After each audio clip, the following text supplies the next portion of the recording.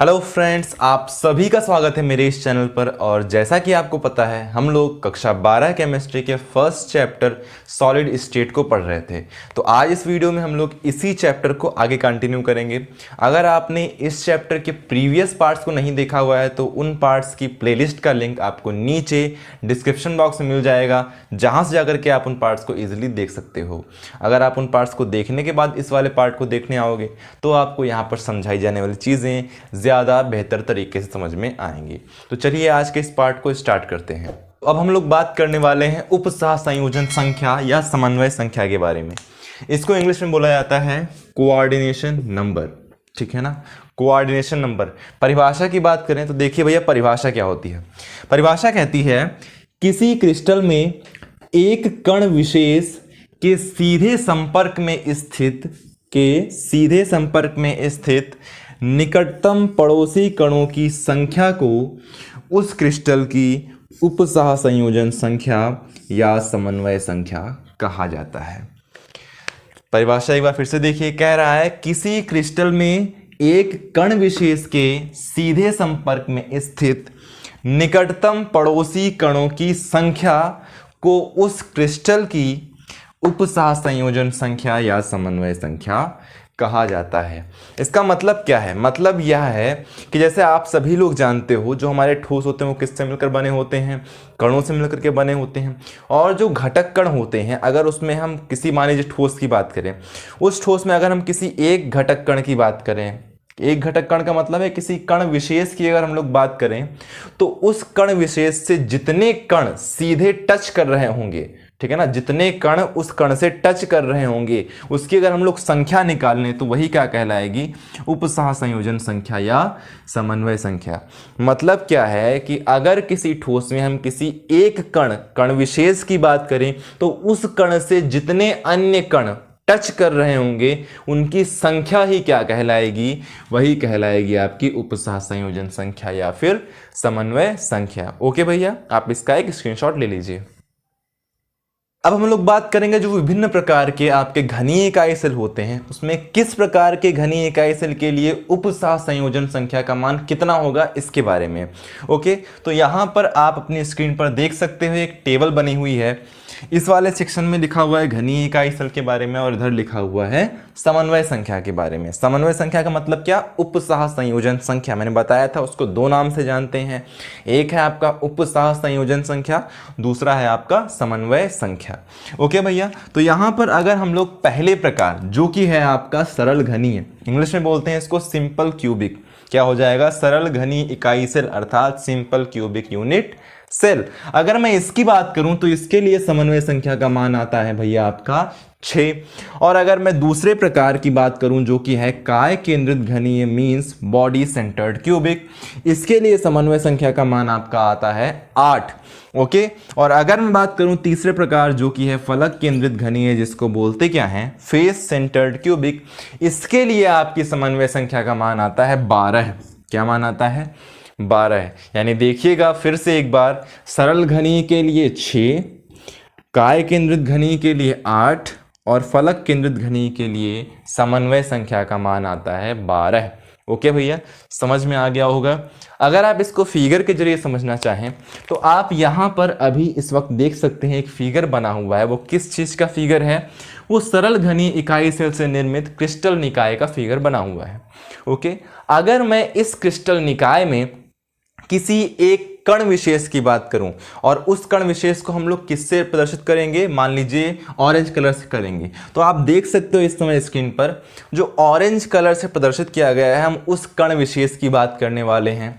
और आप जानते हो समन्वय संख्या का मतलब क्या होता है? समन्वय संख्या का मतलब होता है कि किसी कण विशेष से जितने अन्य कण टच कर रहे हो। तो अगर आप उस वाले फिगर में देखो तो वहां पर आपको पता चलेगा कि जो ऑरेंज वाला कण है उससे आपके 6 कण टच कर रहे हैं और उन कणों को नंबरिंग के द्वारा प्रदर्शित भी किया गया है, ठीक है ना। तो वहां से आप समझ सकते हो क्लियरली कि सरल घनीय इकाई सेल के लिए आपके समन्वय संख्या का मान 6 होता है। ओके। इसी प्रकार अगर हम लोग समझना चाहें तो काय केंद्रित घनी और फलक केंद्रित घनी इकाई सेल के लिए भी समझ सकते हैं। जैसे मैं अगर एग्जाम्पल के तौर पर अभी आपको एक और समझा दूं काय केंद्रित घनी को, तो आप इस समय स्क्रीन पर देख सकते हैं, यहाँ पर आपके सामने एक काय केंद्रित घनी इकाई सेल से निर्मित क्रिस्टल निकाय का फिगर है, ठीक है ना। और अगर आप उस फिगर को ध्यान से देखो तो वहां पर अगर मैं किसी एक कण विशेष की बात करूं, जिसको मैंने क्या किया हुआ है, ऑरेंज कलर से हाईलाइट कर दिया हुआ है, ठीक है ना। अगर मैं उस कण विशेष की बात करूं तो उसके लिए समन्वय संख्या का मान कैसे निकालेंगे? सिंपल तरीका है, समन्वय संख्या का मान क्या होता है कि जो कण है वह अन्य कितने कणों से जो है टच कर रहा है, ये तो निकालना है हम लोगों को। ओके भैया, तो यहां से आप देखो, समझिएगा बात को, कितना मान आएगा या 8 मान कैसे आएगा यह समझिए। हमें देखना है कि वह वाला कण कितने अन्य कणों से टच करेगा। ओके भैया, उसके लिए आप देख सकते हो कि जो आपकी काय केंद्रित घनी इकाई सेल होती है उसका फिगर नीचे बना हुआ है, जहां से हम लोगों ने समझा था कि एक कण का योगदान इकाई सेल में कितना कितना होता है। तो वहां से आप एक बात समझ सकते हो कि जो ऊपर फिगर बना हुआ है, ठीक है ना, वहां पर जो कोनों पर कण होंगे वो आपस में टच नहीं करेंगे, ठीक, वो आपस में टच नहीं करेंगे, यानी ऑरेंज वाला जो कण है वो ब्लैक वाले कण से टच नहीं करेगा।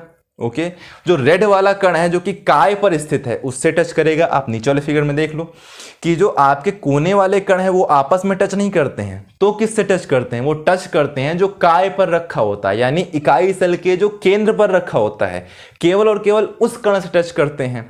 तो अगर मैं बात करूं इकाई सेल में, अगर मैं जो नीचे पर, आप इस वाले फिगर में देखो, यहां पर जो साइड में एक कोई कोने पर कण रखा हुआ है, अगर मैं उस पार्टिकुलर कण की बात करूं तो वो इस इकाई सेल में कितने टच करेगा? केवल और केवल उस कण से जो कि आपका काय पर स्थित है। और जो आपको वो वाला कण होता है वो कितने इकाई सेल में डिवाइड होता है? आप सभी लोग जानते हो कि जो कोने पर कण रखा हुआ होता है वो 8 डिफरेंट इकाई सेलों में विभाजित होता है, ठीक है। तो यानी कि आपका जो कोने वाला कण है, ठीक है ना, यहां पर समझ लो जो ऑरेंज कलर से बना हुआ है, वो जो कोने वाला कण है वो 8 विभिन्न इकाई सेलों में होगा। ओके, और जब वो 8 विभिन्न इकाई सेलों में होगा तो वो 8 विभिन्न इकाई सेलों के जो काय के केंद्र पर, अर्थात जो इकाई सेल के केंद्र पर कण स्थित है उनसे टच कर रहा होगा। मतलब जो ऑरेंज वाला आपका कण है वो कितने से टच कर रहा है? 8 कणों से टच कर रहा है।